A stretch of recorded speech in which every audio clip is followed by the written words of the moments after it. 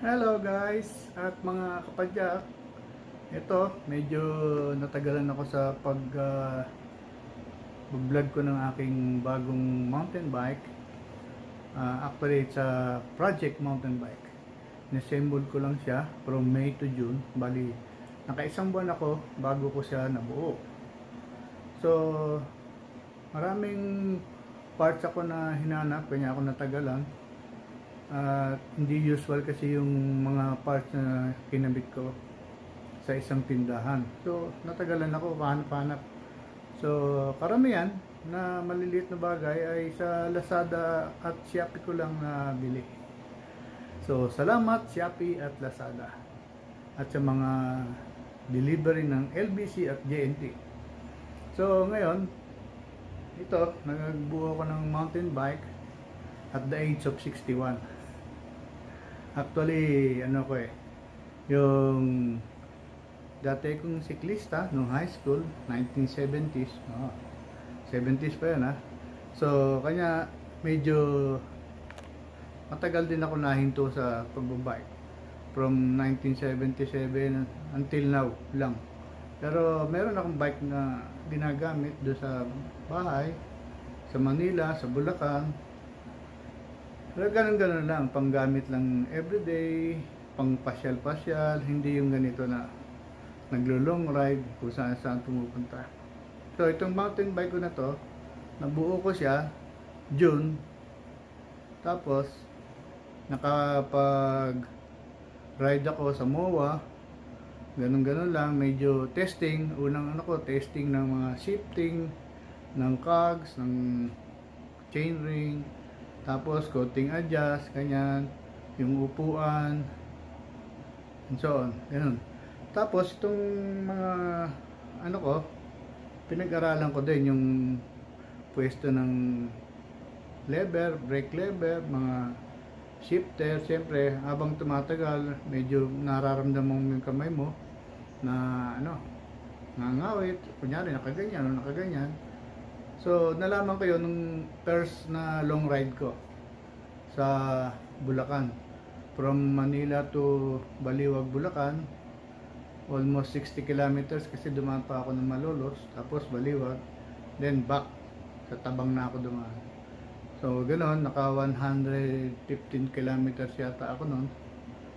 And pabalik, 54 lang yata, ganoon. Tsaka hanggang Quezon City lang yung pabalik ko. So at least naka long ride ako, doon ko naramdaman yung kailangan kong i-adjust na sa puwet, sa saddle, sa manubela. Yan, kasama na rin yung pag-adjust ko sa symmetric ba yun tawag nila, sa paa, ganyan, sa height ng saddle. So nung sumunod na ride ko, yung Manila Fairview, Balikan, gano'n, medyo okay na ako. Medyo wala na yung sakit-sakit na katulad ng una. Siyempre, siguro dahil sa long ride, na na rin yung puwit ko. Naka-adjust na rin. Ganun siya. So, ito ngayon, papakita ko sa inyo yung aking mountain bike. 27.1. Ang frame niya ay Cole 17 inches na first time kong bumili ng parts ng bisikleta ngayon na hindi ako aware sa mga sizes. Kasi nung araw, basta bibili ka lang, standard na. Katulad nung aking bike nung araw kasi sa road bike ako. Pero Pixie ang tawag ngayon. Dati rekta lang. Pang-oval kasi yung laro ko nung araw sa Liga, sa Squaa, sa Prisa, Manila Meet, Asian Game, ganun. Lang ako, oval, ang tawag doon, oval. Nakakuha naman ng award. Ngayon, from that time na nag-graduate ako ng high school, wala na akong yung mga karera-karera na yan. So, ito, mountain bike. Kasi nauso ngayon dahil sa pandemic. At safe din na magbisikleta ngayon. So, ito, ang naging ko lang dito, ang mga naging problema ko lang sa pagbibili ng pyesa ay mga sizes. mga sukat ng mga kung ano-ano.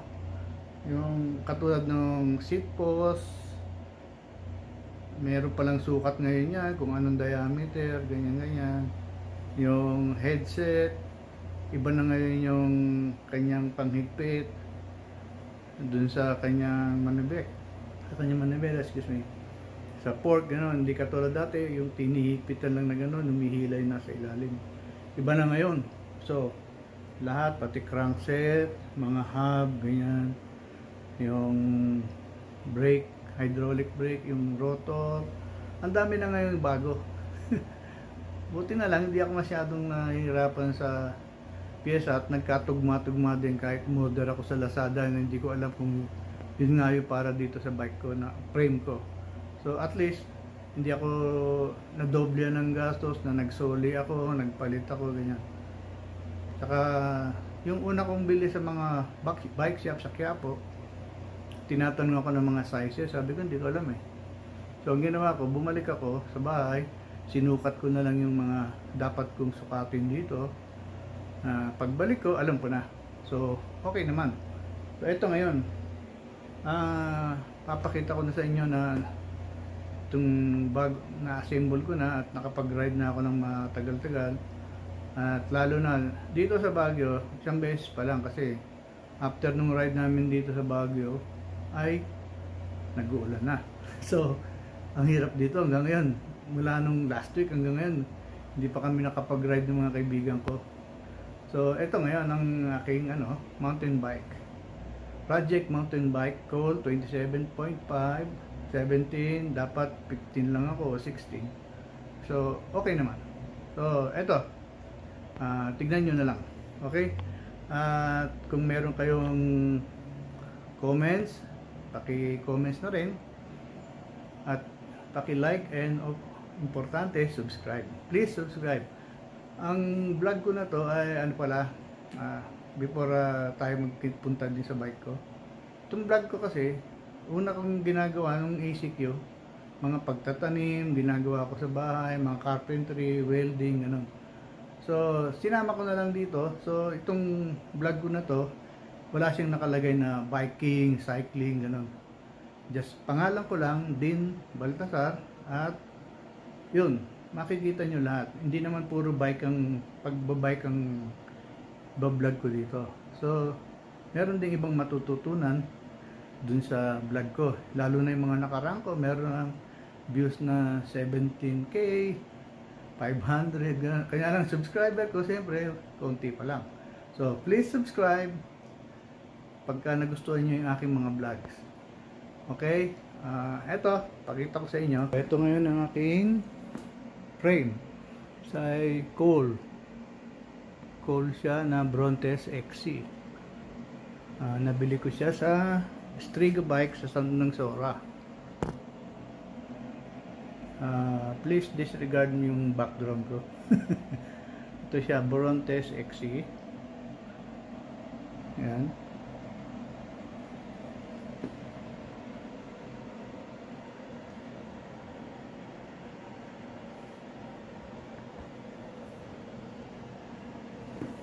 Two by 10 speed, 11 to 50 teeth.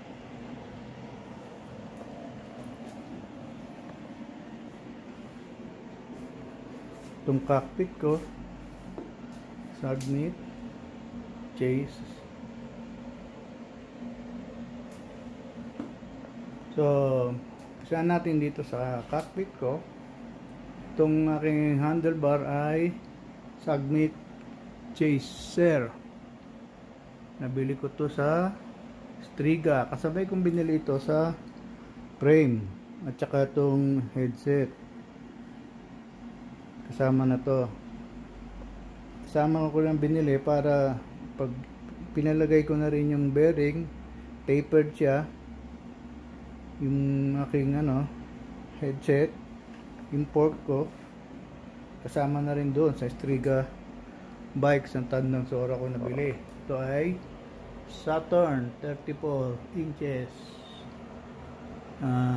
Meron siyang lock dito cockpit ko to. Ito ang aking preno, Shimano MT200. Nabili ko siya sa Lazada. At itong aking shifter 10 speed Shimano Diore, sa Lazada ko din siya nabili. And itong aking 2x chain ring, nabili ko to doon sa Quiapo sa CSC. Kasi ang istorya niyan, kanya nagkaroon ako ng 2x na chain ring, pero actually ang plano ko 2x talaga. Wala akong makita sa Quiapo nung so kaikot ko hanggang Cartimao. So mga pinsan ko, mga kaibigan ko, 1x ka na lang, ganon. So okay, 1x. Nung pumunta ako doon sa CSC, nakakita akong 2x na chain ring, 36 and 26 ang niya. So yun na yung binili ko. Pag hindi mo hinahanap, makikita mo. Ganun din ganyan ng ngayon eh. Itong aking handle grip, sa Cartimar ko nabili. Nung naghahanap ako ng 2x, wala akong nakita. Ito, nabili ko. Binili ko na rin yung detornilyo kasi yung iniipit mo lang, pinapasok mo, parang wala nang tanggalan siya. Kasi ang hirap ng tanggalin, lalo na pag maglilipat-lipat ka nitong mga brake saka shifters. So okay naman itong MT200 na to. Nung matanggap ko to, baligtad yung kanilang pagkakakabit. Yung kaliwang lever nakakabit dito, yung pang likod na preno. So pinagpalit ko lang, binunot ko lang dito tsaka doon, pinagpalit ko lang, so okay na. So dito sa cockpit ko may nabili kong GoPro, pero actually hindi ko pa nagagamit to sa pang vlog ko, pero meron na akong mga recording sa GoPro 9. Sabi nila yun daw maganda, GoPro 9 siya. Hindi ko pa rin nagagamit na pang sa vlog pag nagbabike ako. Okay naman siya, maganda. Nagamit ko siya nung nagdadrive ako galing Manila to Baguio. Okay, pero nung nagdrive ako, hindi ko na ilagay dun sa stabilization niya, nanginginig. Ngayon, kasama nito itong aking lagayan ng cellphone. Yan. Nabili ko naman ito sa Quiapo, sa mga sidewalk doon, ng mga tapat ng mga bike shop. Doon na ako bumili para tulong ko na rin sa kanila. Siyempre kumukuha lang sila doon sa mga bike shop o sa mga distributor doon para kumita din sila. So ito, Caterpillar siya, S31, waterproof, shockproof, baka bulletproof din. Maganda rin siya. Hindi ko na siya tinatanggal, hindi ko na ginagamit yung Galaxy ko dito kasi malaki, tsaka delikado rin. So ito, kinabit ko lang itong GoPro ko. Hindi ko pa rin nasubukan tong i-ride diyan na nandyan siya. So kanya sabi nila may stabilization niya maganda, so tatry ko dito. Ito naman sa headset ko, pinalitan ko lang to. Ang headset ko ay Ragusa. Tapos itong aking tawag dito, kalimutan ko, Sagmit din siya, from Striga Bike, Tandang Sora. So ito na, ito ang aking cockpit.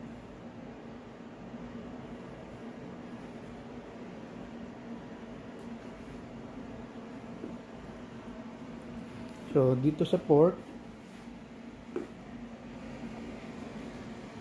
ito yung MT200 na disc brake, hydraulic disc brake. Ito, tulad ng sinabi ko noong una sa intro ko, hindi ko alam yung mga sizes ngayon na may sukat-sukat pa, lalo na tong disc brake. So nag-order ako sa Lazada na ito, nakita ko lang, basta in-order ko 160 mm. na hindi ko rin na realize na meron din palang sukat kabitan ng brake ito. Tapos nung na order ko na, may nabasa ko merong 180, may 204, ganun. So sabi ko, nako, tama kaya yung nabili ko, ganun.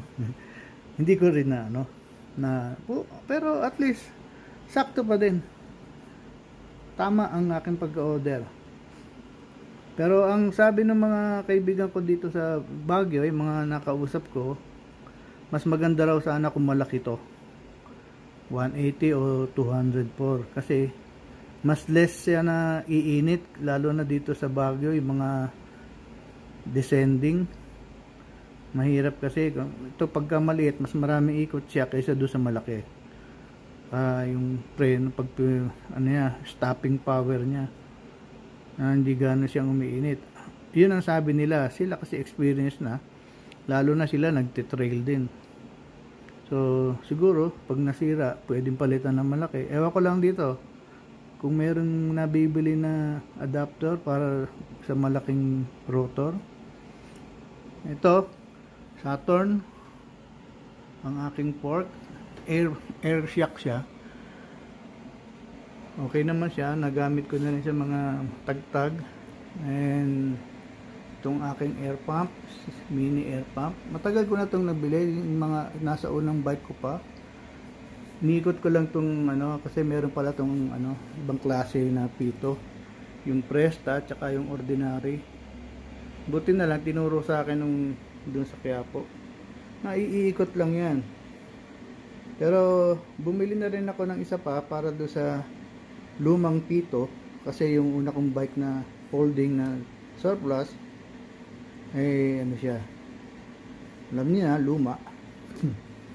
So ito, meron din akong hydration bottle holder. Itong hydration bottle ko, nabili ko doon sa Glorious Ride Bike Shop sa Fairview, Quezon City. Hindi kasama tong rack cover na to. Itong cover worth 300 pesos. Itong hydration bottle 700. Yung 1,050. So mahal pala ng ngayon. So ito siya. Maganda naman, meron siyang sarahan. So ito, aking pedal, Beta Feliz. Maganda kasi makapit siya sa sapatos. Halos hindi nga parang tumutusok pa nga siya. Yan. Ito ang shifter ko. Doon tayo sa kabila. Itong aking front derailleur, ito Shimano SLX. Ito, nahirapan din ako maghanap nito kasi 2x nga lang Hindi nila Tapos ito, pull down siya. Ito, naghanap din ako. Ano ba yung ng derailleur ko? Pull down ba yun? O side pull, ganun. Kung ano. So tinignan ko, ano pala to, pull down. So bumili ko doon din sa CSC na bike shop, front derailleur. Ako na rin nagkabit nito. Ito yung aking chainring 2x Shimano Diore 36-26. Itong malaki 36, yung maliit 26. Okay, so nakakabit naman siya ng maayos. Ito ang chain ko pang 10 speed. Itong aking cogs cassette 11 ang pinakamaliit, 50 ang pinakamalaki. So ito, makikita nyo nandito siya sa malaking sprocket na, kasi yung huling ride ko pataas kasi yung karsada, saka yung dito nasa 26 siya. Usual na gamit dito yung ganyan So kanya nung pinasok ko siya dito, ganyan na siya. Hanggang siyempre pag aalis ako, ganyan pa rin kasi pataas din yung kalsada dito. Pero yung ride namin hanggang dito lang ako umabot. hindi ko pa nagamit dito kasi kinaya naman dito tsaka dito. Usually dito tsaka dyan, dalawa sila. Aking meron akong goat link kasi hindi kaya ng itong drop out nito, hindi kaya, tumatama dito. Tsaka in-adjust ko na rin yung nandito para medyo yumuko yung ganyan pag nandun siya sa 50 teeth. Okay naman, Shimano Dura din ito. Pag na-adjust sa gitna, sakto. Yung yung rim ko ay Weinmann na 32 holes. Yung spokes ko lang, ordinary lang. Itong Weinmann ko, nabili ko to dun sa Kings sa Quiapo. Kasama na to. Tsaka doon ko na rin to pina-align, pina-sentro. Pati itong mga spokes doon na rin. Yan. Okay naman. Wala ako ng problema. Yung rim, gulong ko 27.5, 2.1 pace, maxi space. Tapos ang aking hub, speed 1 ang hub ko, torpedo. Apat ang bearing nya, dalawa dito sa hub, tapos dalawa dito sa may cogs. Shield bearing, kasi yun daw ang maganda. Na research ko lang din yan dun sa mga ng YouTube, mga vlogger sa bike. So itong aking bike repair stand, na order ko to sa Lazada. Kailangan din to sa pag-adjust, paggagawa, tsaka pag totono, kailangan din siya. So yan, okay. Pagdating dito sa aking upuan, nabili ko to sa Kings Bicycle, doon din sa Quiapo. Itong aking seat post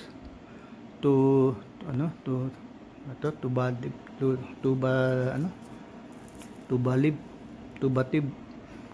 Siya na ito, adjusted ko na to, naiyuko na at naatras according sa aking position.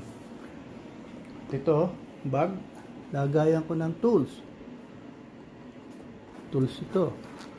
Yan, meron akong reserba na interior. Tapos nandito pa rin yung ko sa disc brake ko.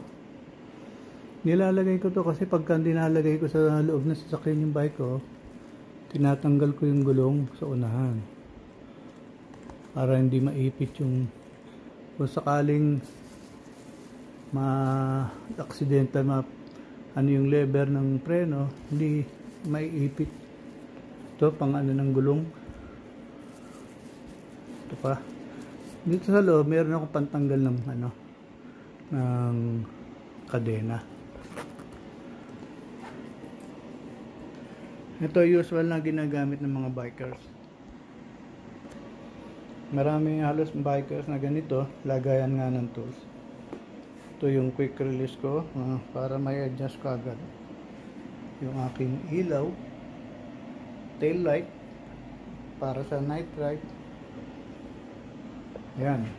Ito ngayon, meron akong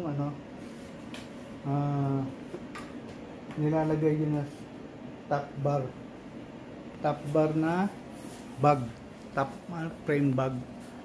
Ito siya. Kay Ian Howe, sarap magbike.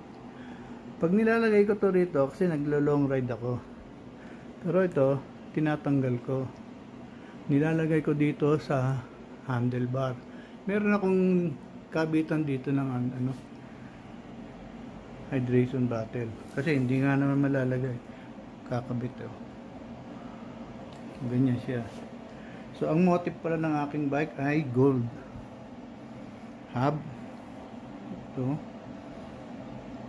pedal, seat post, at yung ibang mga parts puro gold. Kasama na rin itong mga pang ano ng kable, gold siya. Yun lang. At meron na rin akong gamit sa pagbabike, like kapote. Yung shoes ko, rubber shoes na ginagamit ko dati sa pang running.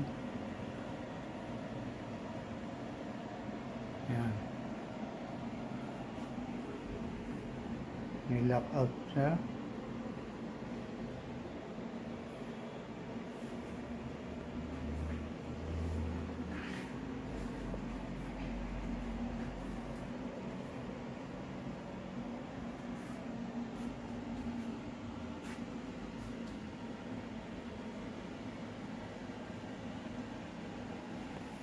So, yun ang heater ko. Kasi malamig ngayon dito ako sa Baguio. Okay. So, sana mag-comments kayo kung meron kayong makitang kakaiba o puna sa aking video at sa aking vlog para malaman ko naman kung ano yung dapat gawin. Kung meron kayong question, especially dito sa GoPro ko at sa ibang parts. Okay, thank you. So, mga kapadyak, yun ang aking nabuo na mountain bike. Meron lang ako mga mga parts na kinabit after nang mabuo siya, like yung mga accessories, ganyan, binili ko sa Lazada, sa Shopee. Minsan mas mabilis umorder sa Shopee kasi mabilis ang deliver. Sa Lazada medyo matagal. So, yun. Dito mga jersey ko sa Shopee ko na ito na-order.